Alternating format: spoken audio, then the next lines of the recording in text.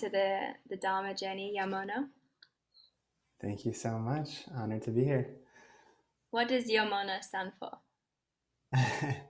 Yamuna is the name of a sacred river in India. So many of you know already there's the Ganges, which is very famous. There's also the Saraswati, and there's also the Yamuna.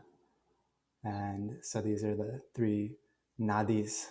These are the three main passages of the life force and divine energy that's flowing through India. So that was given to me by one of my special spiritual teachers. And uh, yeah, I'm not named that, but I'm named the Das, means the servant, the cherisher of that Yamuna river. So I pray to be in service of that. Wow, so beautiful. Thank you for sharing. No, I'm really grateful to have you on. I know that you're in New York at the moment. It's late at night for you. That's why you got your blue lights on, so blocking the the light. Um, and yeah, I think we wanted to have a little chat. You're a Ayurveda educator as well, and you kind of lead people to grow and their businesses sustainably in a conscious way, which I think is so needed. And I think a big part of something that I want to help others with, and you too, is how can we actually do less and be more, and share that through Mm, our authentic way. And I think there's definitely a different paradigm of conscious entrepreneurs that don't have to burn out to learn their lessons, which I know so many of us do in the process of entrepreneurship. mm. And yeah, I would love to just begin to share with the listeners your journey, because I know it's very powerful, like everyone's journey is. And yeah, kind of guide us through, how you got to today I guess in a shootified way. I know people's journeys are quite large, but I know you've had a beautiful journey into where you are today and doing the Mm. monastery job. The monastery job, I don't know if it's a job, but working as a monk. Yeah, so I'll try to condense a life story into something very short. And what I'll say is, I was raised in a particular uh, tradition of spiritual life, and I think it came to a certain stage where my mind became very scientific and analytic, and started to have different analytical and scientific questions regarding life, regarding existence, regarding the soul, regarding so many different things.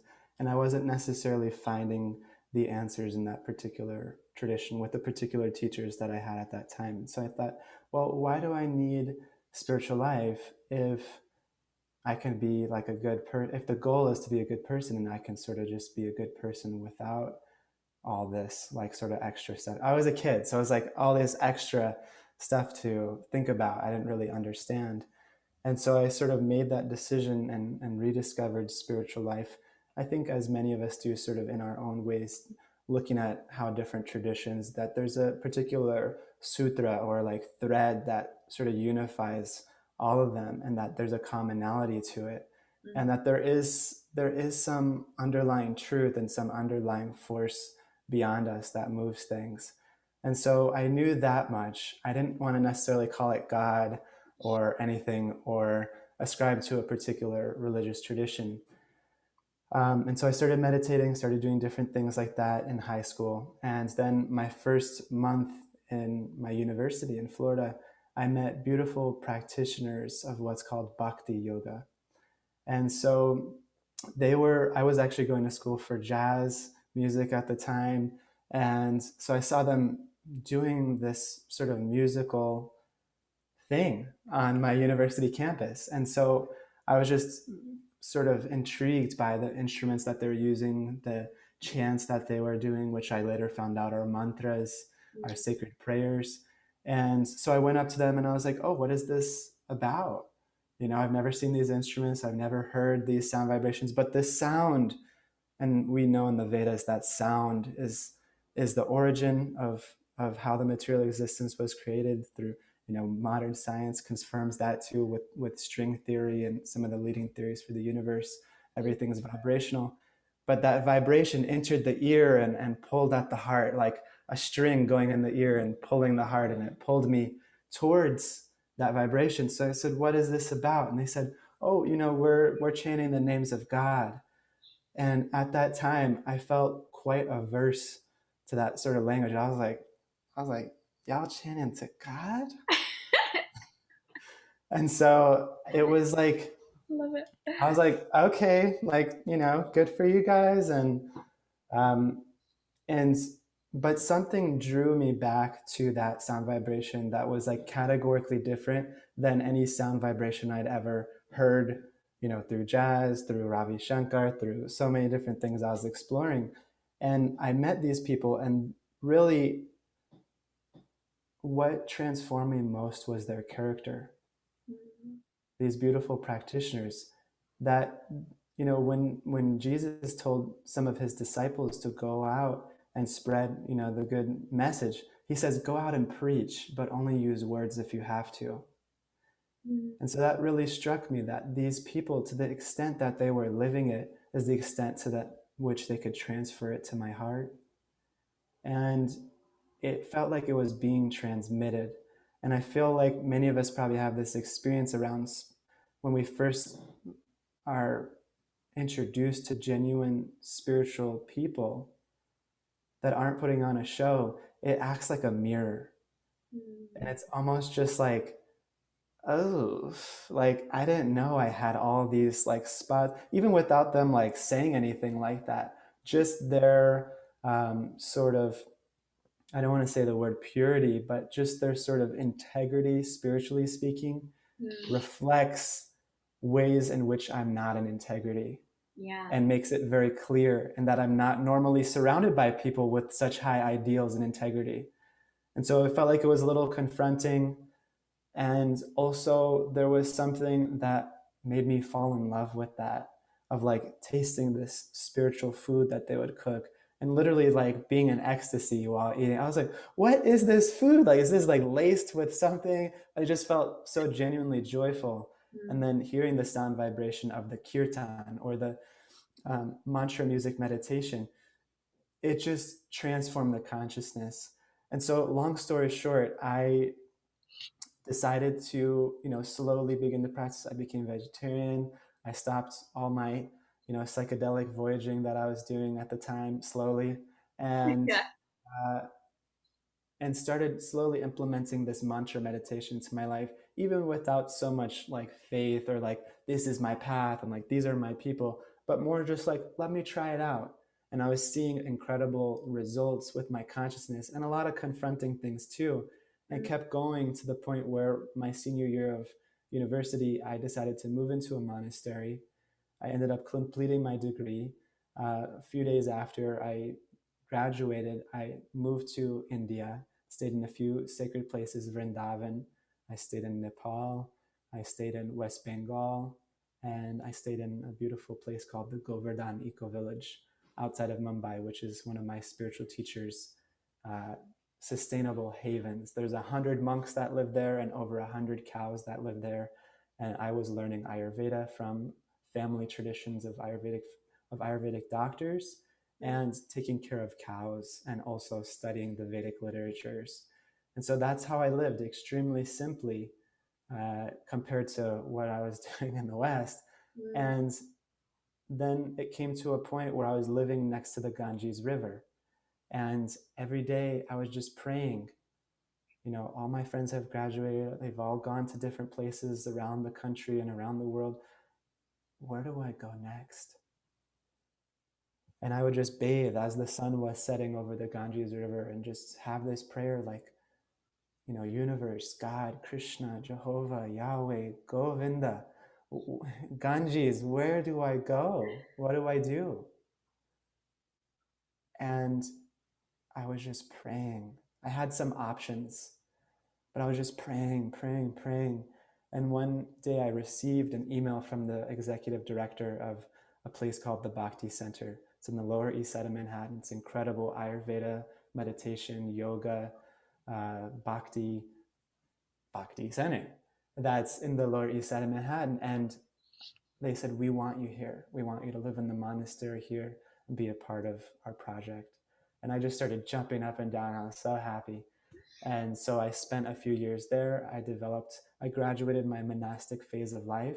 I started my Ayurvedic business, and from there have decided to implement many other things in my business, helping other people start and grow their businesses to 6 figures, 7 figures in a way that's aligned with their sacred values, and that's of service to everybody. So that was the me attempting to give a short answer. That's good. 10 minutes. I think that's pretty awesome.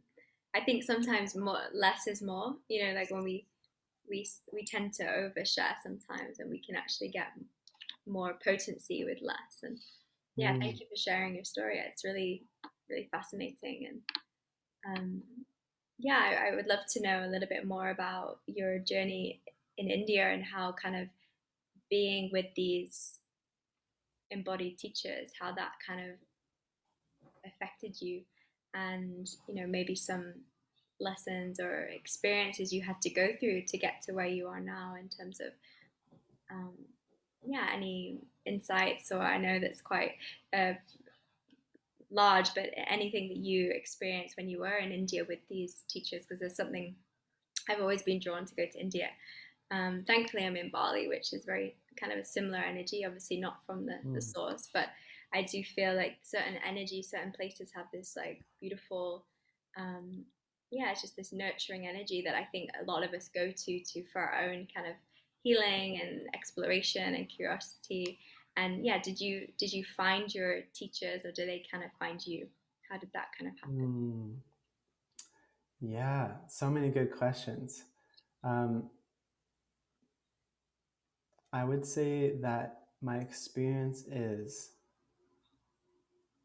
and this is echoed in many of the sacred Vedic texts, that the initial qualification for starting a spiritual life is sincerity. And it doesn't take a tremendous amount of sincerity to get started, but just whatever we have in our bank account of seeking, of looking for the answers to truth, of those sort of big questions that have been asked for all of time. Who am I? What is the universe? What is nature? What is my relationship to other living entities? What is time? What is existence? What is God? Who is God? I think that all those questions of course, led me to join a monastery and then take my journey to India. And I would say that my realizations in India were quite a few, but one is that India is not a place for material enjoyment. I think when we think about traveling, we think about enjoying the food, enjoying the sights, enjoying the different things. Uh, Actually, when we go to India, it's meant to be pilgrimage in the sense that we're not meant to enjoy the environment for our own self. We're meant to be enjoyed by God and by the holy places, by serving them and by opening our hearts to the holy people that live there and by listening to them. And it says that one who goes to the holy place just to wash their body or to see cool things factually doesn't enter into the heart of the holy place. Mm, Just sort of going there as a tourist, right? You see the trash in India, you see the dogs or the pigs, or the vast difference to Western comforts, and living without electricity or living without hot water, getting sick. These are all things that many of you who have been to India have experienced, and there's a contrast that's created of like, oh, right and wrong, and then our political and our societal commentaries that we have can lay on top of this place which is actually divine, and we don't get to enter into the heart of the spirit. We can either see, oh, these people are in poverty, or we can see, oh, these people are rich at heart, mm, right? Or we can say, oh, these sadhus, these holy people, they have nothing. Someone should do something for them, but they don't need anything. They need You should do something for them in the sense of like hearing from them, mm, serving them. And that's what opens our heart, is really we access the heart through the ear. We access the world through our ears, right? The Vedas actually say we see through the ears. Why? Because your conceptions of yourself, of God, of nature, of everything comes through what you're hearing. You're hearing these topics, you're hearing that topics, it's all forming your self-conception. Once you have a self-conception, you think in a certain way. When you think in a certain way, you act in a certain way. When you act, you form habits. When you form habits, you form your character. When you form your character, you attract a particular destiny. So this is why all the sacred literatures of India start in the realm of thought. It starts in the realm of, who am I? How do I relate with others? Who am I in relation to divinity? Right? And so you'll see in India, just like anywhere, there's people who are genuine on the spiritual path, and there's people who are also benefiting off of sort of Western people that are naive going to the holy places. And you'll see it's very hard unless you have a guide and unless you have the right mood to really enter into what is the essence here? What is the truth? What is, not saying that I've achieved that, but this is the message of the Vedas, that we should enter in that humble state of mind. Yeah. And so I'd say it was, the time I lived in India was actually quite challenging for me.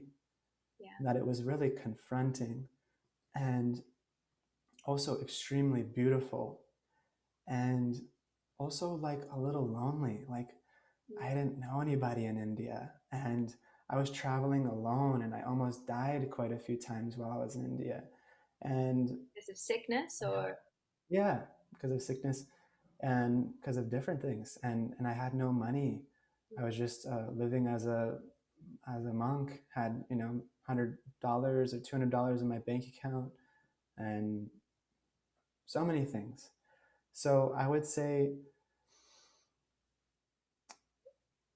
the last thing I want to share is really, when you have, when you're looking to cultivate, when you're aspiring to see God's hand in existence, whatever that name is, doesn't have to be God, universe, Allah, Jehovah, whatever you subscribe to, when you desire to see that hand in existence and in your life, in reality, it requires humility. And what humility does is it allows us to access the heart of people who have more internal wealth than us, because we're not so preoccupied with proving our own dominance or building our own ego by relating with them. And so when you see these people, for instance, in Vrindavan, you look into their eyes, even though materially they have nothing, their eyes are just overflowing. Their heart is smiling through their face and through every cell. If every cell, you could zoom in on it, it would have a little smiley face on it. And you see that, and there's something about that, seeing someone who has pretty much nothing, materially speaking, and they're so incredibly illuminated from the inside and so beautiful. Even an old lady with no teeth, and this is the most beautiful lady I've ever seen. There's something about that that melts the heart. And when we think about Vrindavan, it's the land of Krishna, it's the land of Radha, it's the land of these divine personalities. And the highest stages of devotion means the heart softens and then the heart completely melts, right? Between the lover and the beloved. That's all that we want, is for our heart to be melted. So that Mine's is melted just listening to you. that is the little tiny glimpse that I have at whatever stage of consciousness I was able to muster, right? And my little beginning of my spiritual life, still in the beginning, whatever little stage of consciousness and seeking and humility and sincerity I was able to muster, has granted me that little sight into these holy places and people. And you realize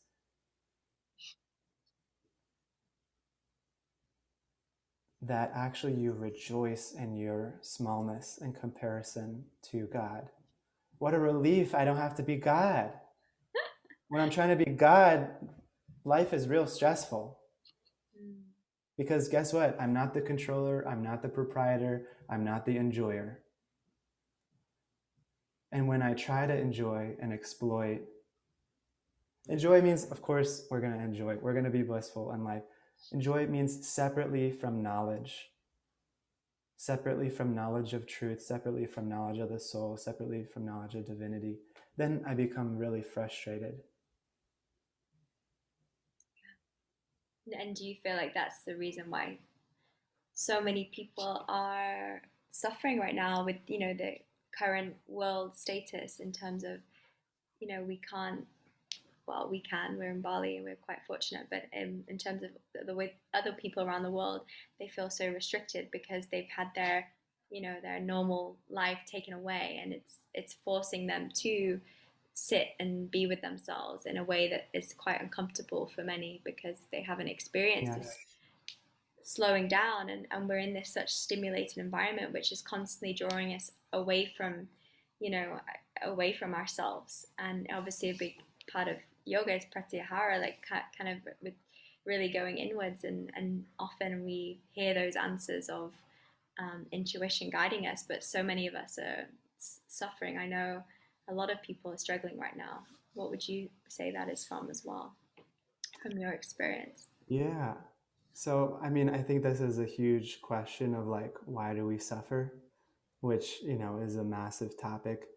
Um, what I'll say very briefly is that the Bhagavad Gita, the beautiful sacred text on yoga, it really delineates two types of what's called Dharma.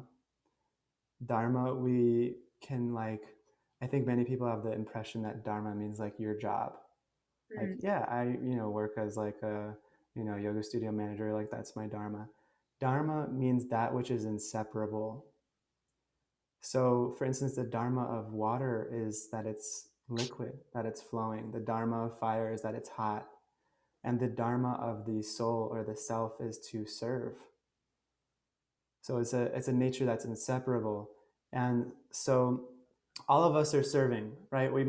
That might be like a new sort of word in our realm. We think of like serve, we think of like a waitress or like, a butler or like a maid. But all of us are serving in the sense that we're serving our family, we're serving our, nation, we're serving our job, we're serving our boss, we're serving our kids, we're serving our mind, we're serving our false ego, we're serving God, we're serving so many different, no matter what, you can't escape that fact that actually we're serving something. And so Dharma is this idea, and it's split up into two categories. One is called Swadharma, which means, in a sense, like relative, like according to your particular body and mind that you have, there's a certain nature you've acquired. Psychophysiologically speaking, Ayurveda speaks about this in great depth. There's a certain body type, and there's a certain mind that you've been gifted according to your karmas, according to your destiny. And you should use that in service. Mm. And then there's the Dharma of the soul, which is called Sanatan Dharma. That means eternal. So there's like the relative, like for this life, like what is the identity I'm going to build? Like also like, how do I have healthy relationships? How do I have a healthy body and mind? How do I have a good purpose in this world? And how do I use money? How do I use artha or wealth? Right? And so these are like the relative dharmas of relationships, health, wealth, and purpose. Then there's the eternal dharma or the absolute dharma of spiritual life, of connecting who am I? Who is God? How can I serve that? How can I go closer in that loving, beautiful, divine relationship? And so dissatisfaction comes when we're disconnected from either of those things or both of those things, right? To the extent we're not looking at those five values of spirit, relationships, wealth, health, and purpose, to the extent we're not consciously looking at those and investing in those, we experience dissatisfaction. And from dissatisfaction, we engage in vice, whatever that vice is for us, overeating, promiscuity, gambling, whatever it is, that's, we know our vice. If we're just a little reflective, we know what those Netflix. things are. And it's triggered by a sense of lack, Yeah. right? That ultimately there's a God-sized hole in the heart, and we're trying to fill it with, a square peg when it's a round circle, and we're trying to fill it with so many other things. But then, even on the relative, more worldly sense, there's a duty to be had that will create great satisfaction if we live it properly. And so, when you ask this question of like dissatisfaction, the pandemic, not to throw in too many more yogic sort of concepts, but the Vedas describe sattva, rajas, and tamas. They're states of our psychology, right? So each of us has a mixture of these, just like every color you see is a mixture of the three primary colors. And it's all a mixture. And so some things we do are in sattva, or this good mode of goodness, mode of clarity, illumination, peace, cleanliness, etc. Some of the things that we do and think are in the mode of rajas, or passion, and not passion in a romantic sense or in like ambition sense, but passion in a sense of like, I need recognition. I'm doing it for a motive. I'm doing it for the fruits of my labor, and I need the thanks. I'm overactive. My mind is overactive, and it's drawing me towards things outside of myself. And then there's tamas, which means inertia, and that's when we feel, lazy, depressed, just want to sleep, we just want to be inactive. We all have a mixture of these three. And so to simplify, we can think of sattva as being, we can think of rajas as doing, and we can think of tamas as having or possessing. So when I think about the pandemic dissatisfaction that's going on, a lot of our doing and having has been limited. Mm. So then you're saying when people just have to be with themselves, right? That's what you're saying.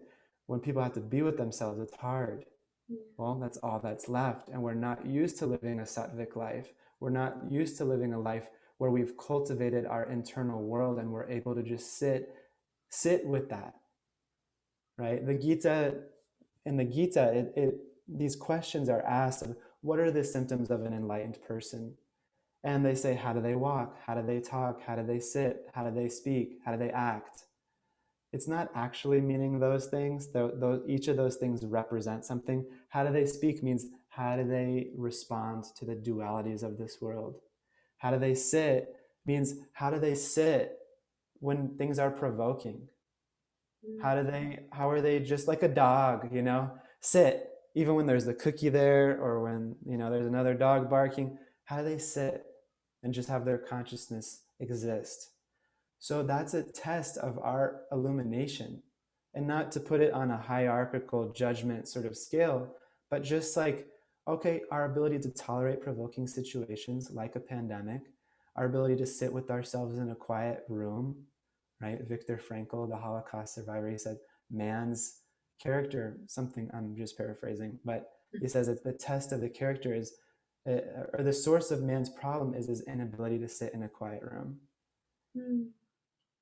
Yeah. And so when the having and the doing has been stripped away and we're left with being, and we haven't cultivated our internal world with knowledge and illumination and, beautiful self-conception, then it is very hard, because we need something outside of ourselves to fill that gap, and it's being limited, and we don't like that because we think we're the controller.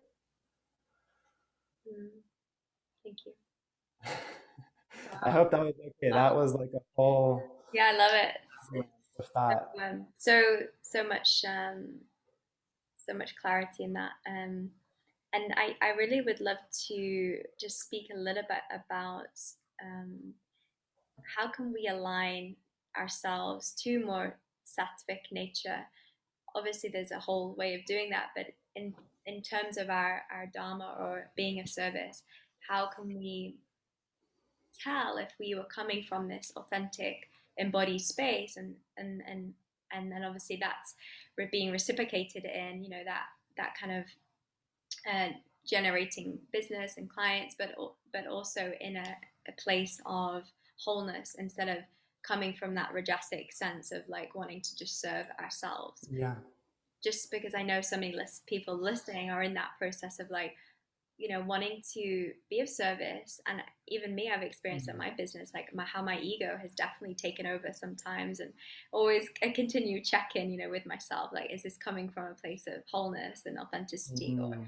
do I want to look good? Mm. So I yeah, love maybe you that. can share, because I know that's something that you're really passionate about. And I see it on your website. You have this quote like, when you heal yourself, or when you really embody the teachings, people will find you. You don't have to Yeah. you don't have to try so hard. Yeah. I love what you're sharing, and just like that willingness that you have to, check in, be like, well, is this coming from my false ego, or is this coming from my desire to serve?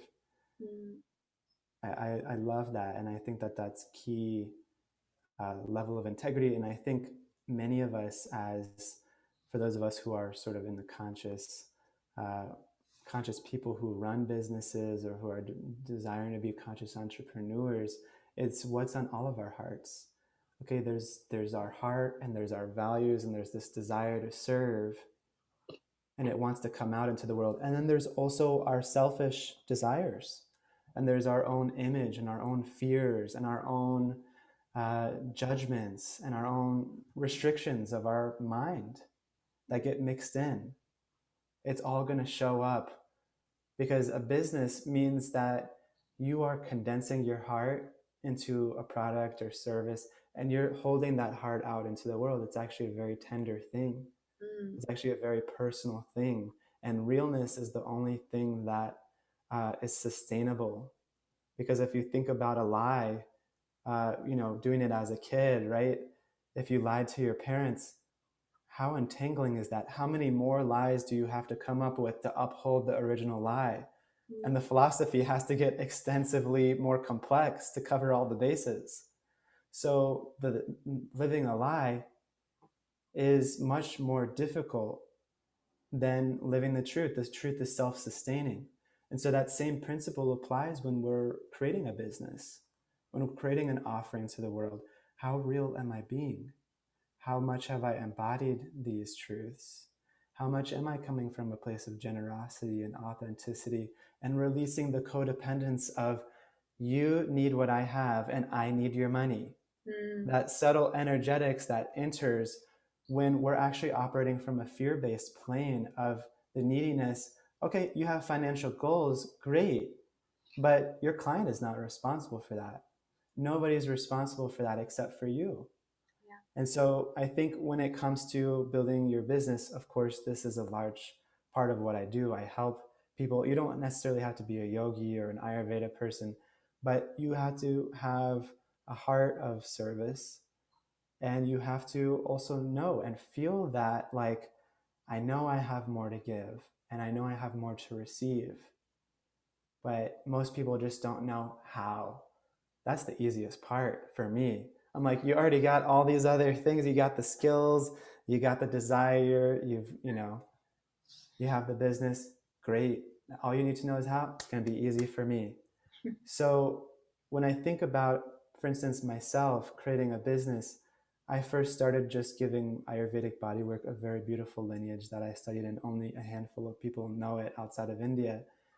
And I was giving sessions all over New York City to anywhere from like 80-year-old grandmas to 25-year-old CEOs of companies, Yeah. and having a fantastic time doing it, because I knew I didn't want to have a 9 to 5. I knew I needed something that was aligned with my spiritual values, and not just like exploiting or like working, a sort of oppressive job that's not really meaningful, and that's not really utilizing my heart and my talents and my desires in the fullest way.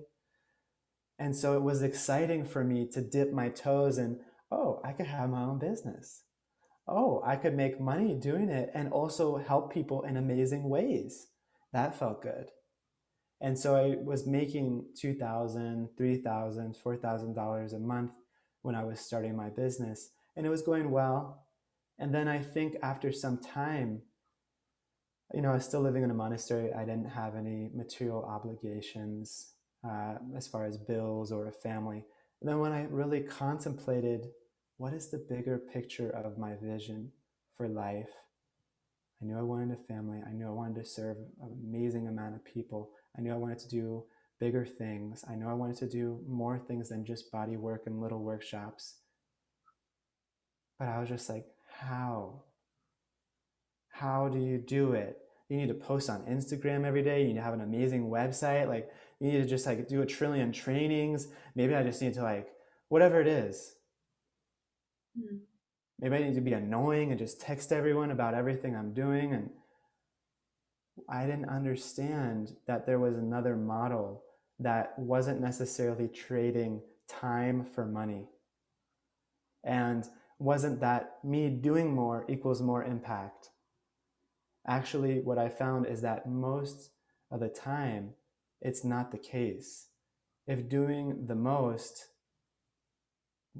brought in the most as far as material resources, then the people who work a crazy number of hours, like different migrant farm workers, they would be the richest people in the world. Unfortunately, they're not. And the people who work the least would be the poorest. It's not. So the people who work. So let me back up. I lost my chain of thought. Um, so when I think about people sort of in the conscious field of starting their own business or entrepreneurship, I think there's a lot of martyrdom and self-sacrifice that's going on in the name of serving others. And so Yeah. my question was, is it possible to simultaneously have a business that's thriving, that's serving more people than ever before, and is also easeful for me, more easeful than ever before, and also allows me to invest in all the other aspects of my life that I find valuable and sacred and that I need to be thriving personally? Mm. I didn't know that was an option.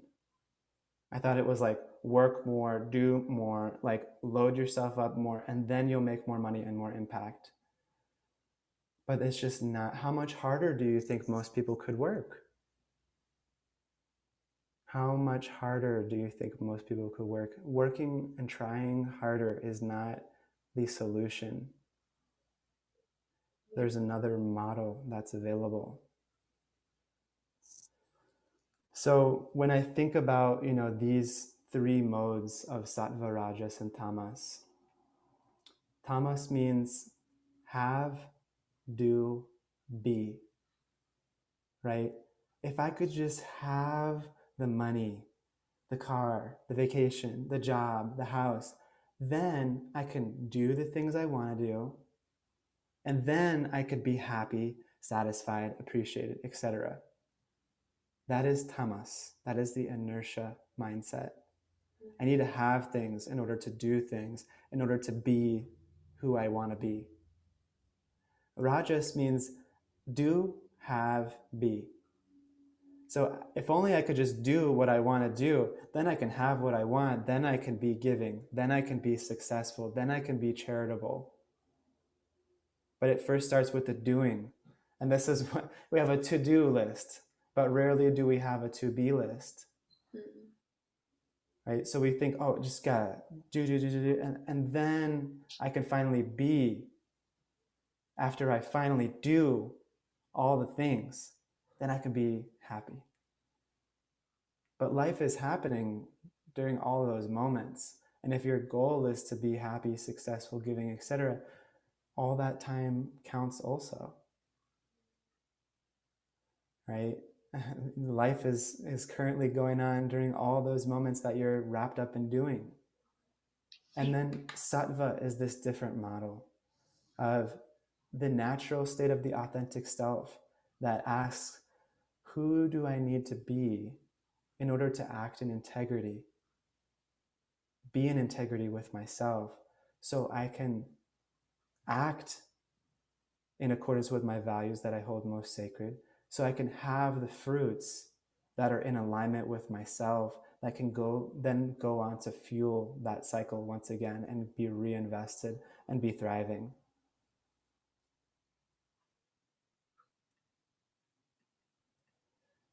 So when I think about your question of like starting a business or having a business that's thriving,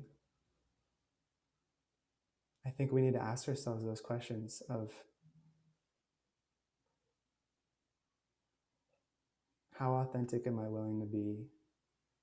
How much harder do I think I could work?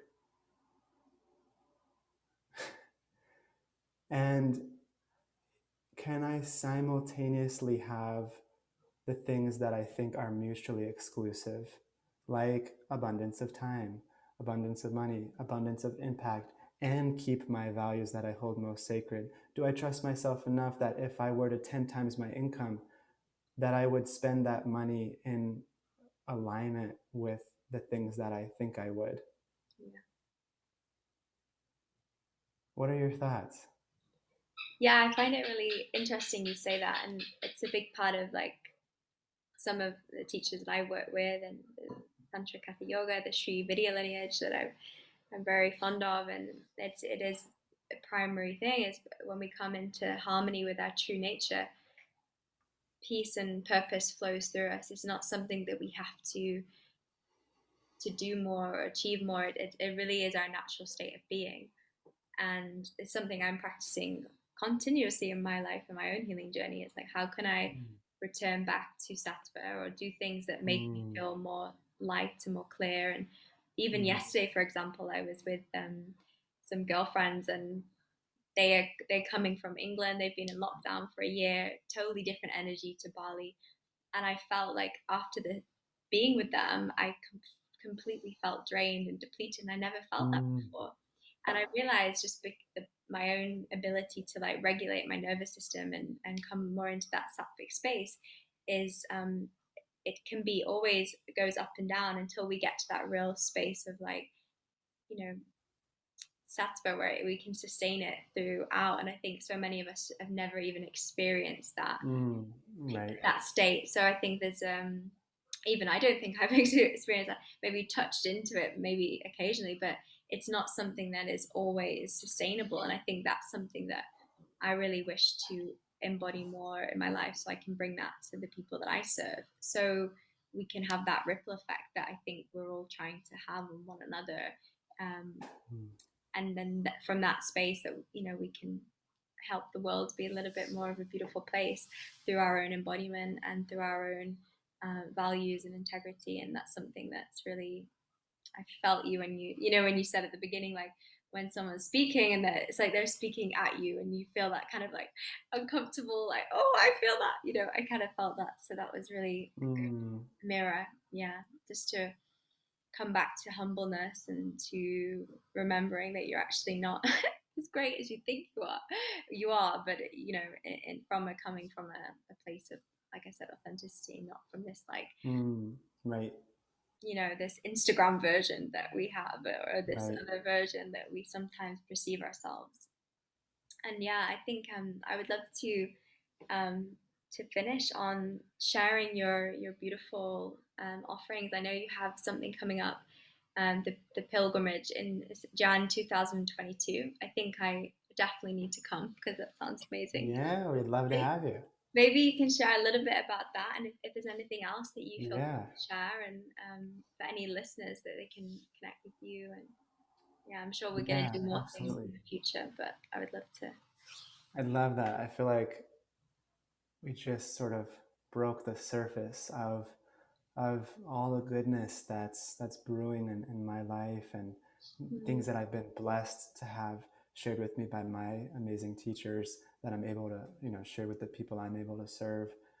Um, yeah, so we have the India pilgrimage that's going on. That's quite a ways from now, but it's on the radar. It's out there. We have a bunch of students signed up for that, but we'll be going to exactly those holy places that I named that I was in while I was in India. So first starting in the Govardhan Eco Village, then going to the Flower Festival, this beautiful festival in Mumbai, and then going to Rishikesh, which is in the Himalayas and bathing in the Ganges, hiking the Himalayas, going to waterfalls, going to all the sacred sites, and then going to Vrindavan, which is the land of bhakti, the land of devotion, of Krishna, and really the heart of India, and going to just hear from the holy people, Mm, be in kirtan and mantra music meditation, uh, get to have feasts, and get to be a pilgrim and get to serve also some of the schoolgirls that are there, and the people who could use a helping hand there as well. So that's going on. The other things I want to mention is I do full trainings in Ayurveda. mm, We have a program called the Ayurveda Mastery Immersion that will be coming up in July. There's an old version of that training on my website. I need to update it. But basically, it's like a 200-hour Ayurveda training. And this time, I'm going to have an advanced studies where we study the Ashtanga Hridayam, which is one of the main texts on the principles of Ayurveda that's in Sanskrit, and we'll study that along with some of my master teachers that are just amazing, amazing souls. So there's that, and the last thing I'll mention is the business mentorship that I do for people who you have a heart of service, you have a desire, you know that you have more to give, you know you have more to receive and more impact to make in the world, and you just sort of feel stuck. And so I take people who are earning, you know, just earning whatever they can and helping them 5 to 10 times that income towards 6 figures, multiple 6 figures, towards 7 figures, doing what they love in a way that's easeful, in a way that's aligned. And I think for many of us, it's something that's so needed because there's a lot of martyrdom, there's a lot of self sacrifice that's going on that's not necessarily of service, right? There's sacrifice that's of service, and there's sacrifice that sort of depletes us and sort of takes away from our ability to serve. And I think in our community, there's also a lot of interesting beliefs around money. And it's in the Vedas, it's seen as something divine, it's seen as Lakshmi. And like anything, it can be used for control and manipulation, exploitation, or it can be used for beautiful service. Can you serve more people if you have less, or can you serve more people if you have more? Right? And so many people, they have a belief that I don't need anything for me. That might be true, but if your vision is more service, then it's irrelevant, right? What do you need to feel fully uh, charged, fully provided for, fully supported to completely thrive in your own life? So from that place, you can give fully mm, and also reinvest that money into your community, into the charities, into projects, into people that need it, into your future, into building your business, into helping more people. What would that feel like for you to add a zero to your income? What would that feel like for you to reduce the amount of time that you work by 50%, and also serve double, triple, 4 times the amount of people in the process? So that's what I do with the mentorships that I offer. And I'd be super honored to serve any of you if you mm. have made it this far to listening. And yeah, just super grateful for you having me. And I'm always available if anyone has any questions. Or also to anyone who is listening, please, if you're not following Briar, follow her. And if you're doing that already, I will offer you a free 20-minute one-on-one where we can churn a little bit of your vision and see what we can make come to life out of it. So, Oh, but you beautiful. have to follow her first. I love that. Thank you so much, Yamuno. It's been a blessing to have you on, and I'm sure that we'll connect further in the future and share our gifts. And I feel that, and I can't wait. I'm gonna put on my vision board India 2022. Yes. I've never been, but my parents met, like they went to India and they had this like beautiful experience, and it's always been, I think, in my DNA that and obviously now practicing yoga Ayurveda quite, this is my life, so I have the Mm, pull, but I've never felt like going by myself mm, so much. yeah. So I think in a group expedition would just be mind blowing. So yeah, that sounds I'm ready. Let's talk about it. Yes. Okay, guys. Thank you so much for listening. I hope you got amazing value like I did. And yeah, we'll see you next week on the Dharma journey. Thank you, Yamuno. Thank you. Thank you so much for listening to this episode. We hope you enjoyed it. If you want to connect with us, my Instagram is @BriarRoots, @the Dharma Journey. Please feel free to send us your favorite episode, and we'd love to hear your feedback. If you want to reach and connect with me further, I offer weekly women circles every Sunday. Also, Ayurvedic healing programs, consultations. So all of my details are at the bottom. Thank you so much for listening. This is really a part of the Dharma Journey movement to bring us closer together, connection, community, collaboration, and really inspire one another on our path towards liberation. Thank you so much for listening. Have an incredible day. I hope.